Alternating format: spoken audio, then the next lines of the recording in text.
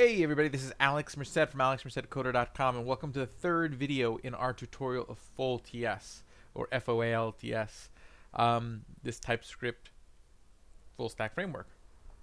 Now the very next step in our process, so essentially just to kind of walk what we've done so far, we've set up the project, we've created our entities, which are our models, migrated them to the database, so the database is all set up in this db.sqlite 3. Okay, and let's say you did want to just so you know, you could actually go in there and check in your database to make sure that the migrations are in there. When you want to do those, you're going to want to download SQLite. So you're going to want to find I think it's on this page. Might be a different page that I was looking at, but you're going to want to download the SQLite Ubuntu package, or download the software for Windows, so that way you can actually go in the database and take a look. So just look up SQLite for your particular operating system. For Ubuntu, let's see here. I think I have it at the top of this. Right here. So you're going to want to do sudo apt-get install SQLite 3 lib SQLite 3 -dev. That'll install the files that you need, so that way you can explore any SQLite databases you have on your machine. Then you would just type in the command SQLite 3 and the name of the database, which in this case was db.sqlite 3. Just double check. That's going to be right over here. Yep, db.sqlite 3. Okay. And that'll bring you to this. So if you wanted to check, that the tables that your entities are created there, you can just type in period tables. And then you can see, hey, the actors and events tables that I created, those entities that I created, were migrated into this database. It was successful. Yay, and there's my user entity. All good. Happy, happy, happy. Now to get out of there, you just type in period quit, and you're out. Okay, so if you just wanted to confirm that your migrations were created successfully, you could do that. The other way you test it is by creating a script. So before we actually build out the API, so that way you can add things through AJAX calls, or delete, edit, what we're going to do is we're going to try to do it through the command line. So FoalTS has basically a workflow, so that way you can create a script. Out of the bat, it comes with a script already for creating users. Okay, so if you take a look in your scripts folder, you'll see a create user TypeScript file. Now, if you've been following this tutorial, my recommendation is to head over to the FoalTS website, take a look at the multi-user to-do list tutorial, and go to the shell scripts section of it, and copy and paste this version of the create user script. It's a little bit more straightforward for teaching purposes. And on top of that, you need to download this package. You're going to run an npm install @full_password. This is just going to install the library that it uses to compare the password to make sure the password is complicated enough. Cool, so once you have that installed, let's take a look at the actual script file. So you can see what this is doing. So what this is doing, it's importing the isCommon function from that full password library that you just downloaded. That's going to basically check, is this password too common? So it's making sure that there's numbers and capitals in it, so that way it's a good enough password. Okay, then we're going to import the create connection function, which is going to allow you to connect to the database. Same thing with the get connection function and get manager function. So these are all for interacting with that database, which we handle the migrations from with type ORM. Okay, and then we're importing the entity that we're working with. In this case, this is for user. So that's what this part is doing. Now, kind of like we created our entity that defines sort of what the table is going to look like, we want to create a schema. So that's way when a user puts in information into the command line, that this script actually picks up on making sure that the right information was picked up on before putting it into the database. Okay, so basically what this additional properties thing does, it just basically says if there's anything other than the information required here, ignore it. Now the properties it's looking for is a field called email, which should be a string and should be following a format of an email. Okay, so it has like a predefined format, so it recognizes that it's an email. And then a field called password, which should be of type string. Cool. Now, what fields are required? Like, what they have to be there? Email and password. Cool, and then it's a type object. So with that, that's what this is doing. It's just kind of creating that schema to define what information is going in there. Then here it defines the actual script. And we're going to export the script so that way it can be used outside of this file. And it's an asynchronous function. So that's what the async keyword does. Basically, you have to make sure that the function is an async function to be able to use this await keyword. So if you're not familiar with async await, I'll just give kind of a brief explanation. So when we define a function as asynchronous, it means that, hey, you know what? We're going to be dealing with promises. A promise is an object in JavaScript that says, well, I need some information. I'm going to be getting it from somewhere that might take a while, but you don't need to wait for me to keep doing other stuff. So I'm going to promise you I'll have the information next time you check. Just go do other stuff. So then JavaScript code will continue, but that promise will just sit there and wait. So we're telling, hey, this function here might have some of those promises involved, so keep an eye out for whenever we ask you to wait for a promise. So this is just saying, hey, we're going to wait for a promise. This right after the keyword await is going to return a promise. Keep an eye out for it. So that means this function gets called, which is connecting to the database, which may not happen right away, especially if your database is like in the internet or in the ether somewhere. So it's going to wait for that to complete, wait for that promise to return its value before moving on. Okay? And then that's what all these other await things are. Okay? Because they may be waiting for something that requires one of the previous promises to resolve first. Okay? So just so you're aware what those keywords mean. Not particularly important for our current moment if you just kind of follow what's on the screen. So this is just saying, hey, we're going to create a connection. So we're creating a connection object. Now so that's being created.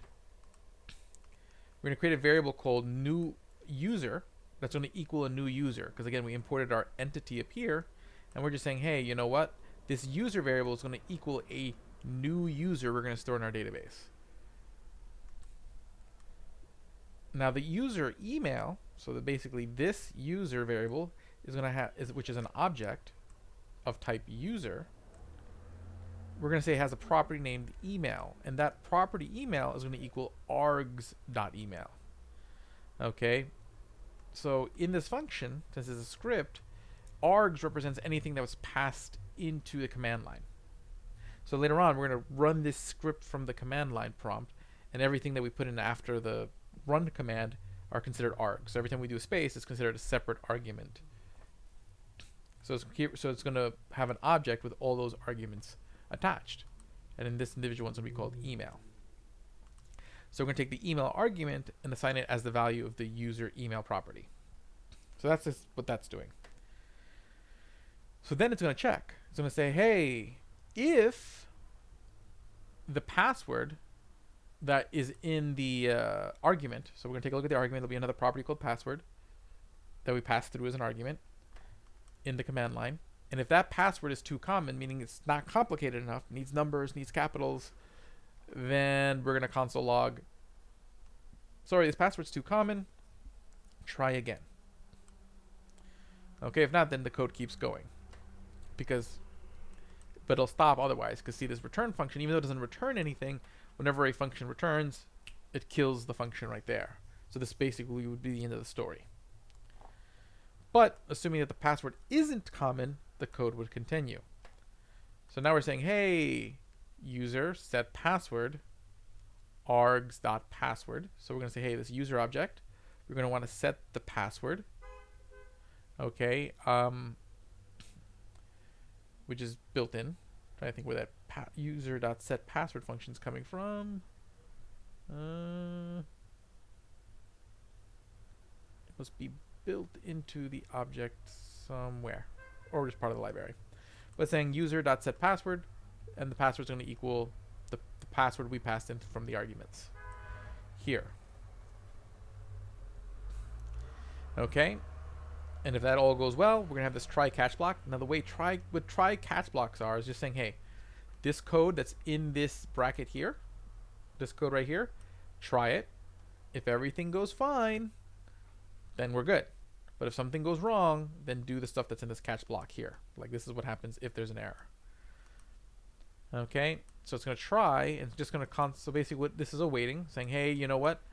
This is the manager of the database. That's what this get manager function is. It's saying, hey, what we're going to do is that we've connected to the database earlier. That was the create connection thing. And we created this new object, user, and now we want to save it to our database. So hey, database manager, go save it to the database. Now, for some reason that goes wrong, then it'll console log an error message.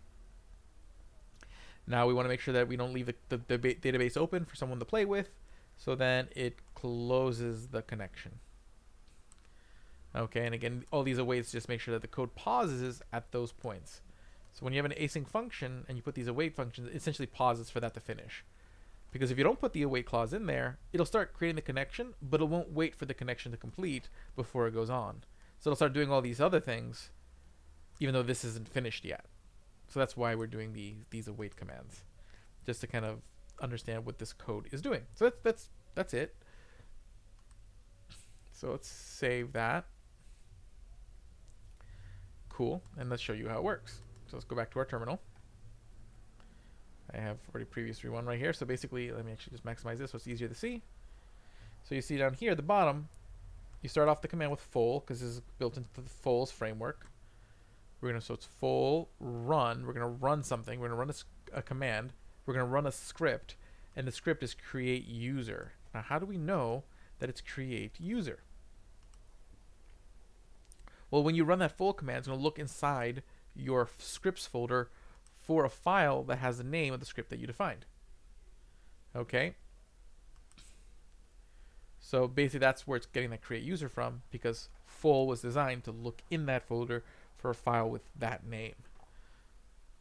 So it looks in that folder, and then here I see I defined the two fields, which was email. So I'm gonna have to give it a different email because I've already used that one. So email, we'll just say bob@alexmerced.com. Doesn't really matter.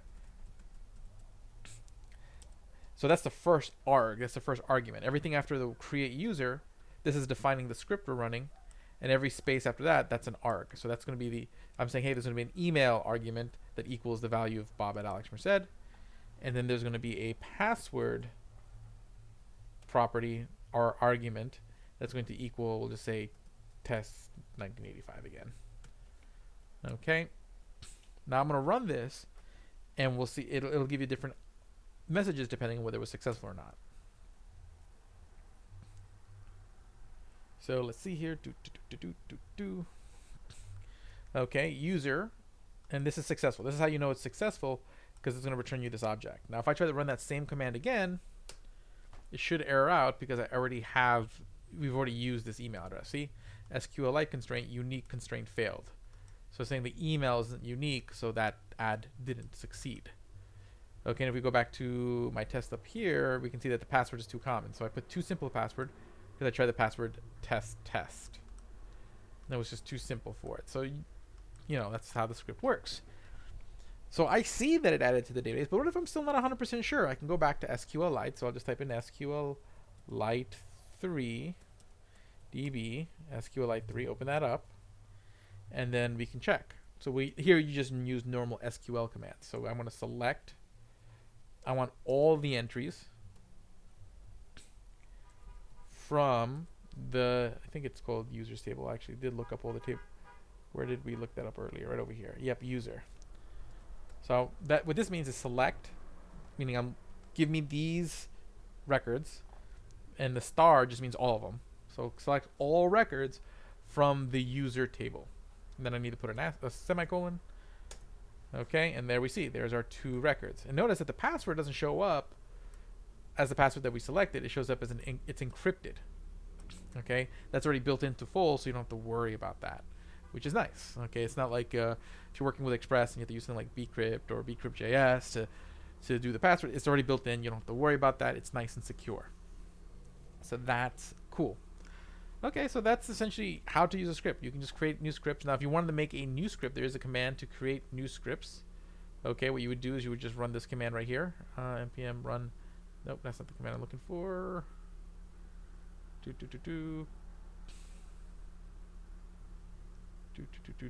a generate scripts function.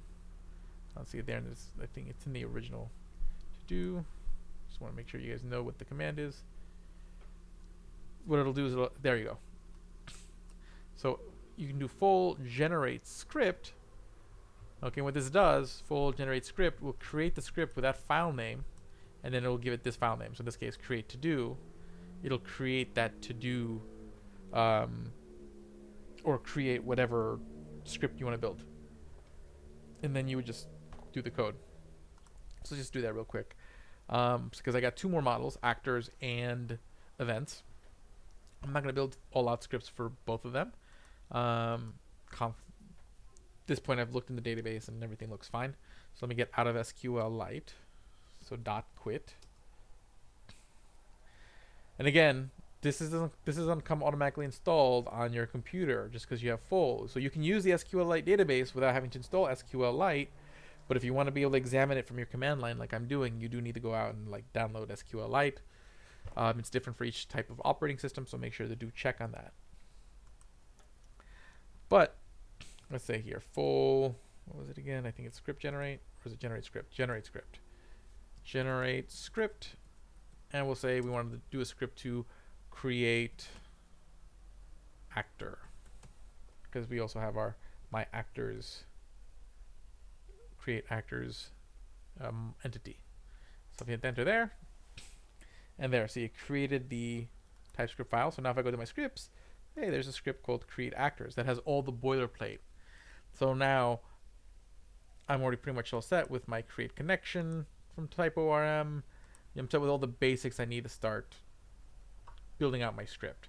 So then here I just create the schema for that entity. Here I would, do the whole connect to the database, transfer the arguments into the variable and save it kind of thing. And I could do that from the command line. And the reason why you have the scripts is so that way you can test out your entities before you build out this whole front end, and then find out that your entities weren't created right.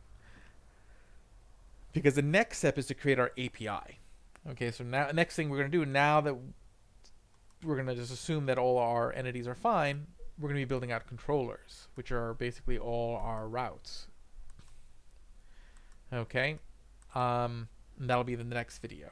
And then once we create our API, then you can create your front end using React, Angular. You would just basically grab the data from your API that you've created at that point. So I will see you guys in the next video where we'll work on that. Ciao. And make sure to check out my website, alexmercedcoder.com, so you can find other tutorials, join my networking Slack, and several other really cool things. Have a great day and enjoy.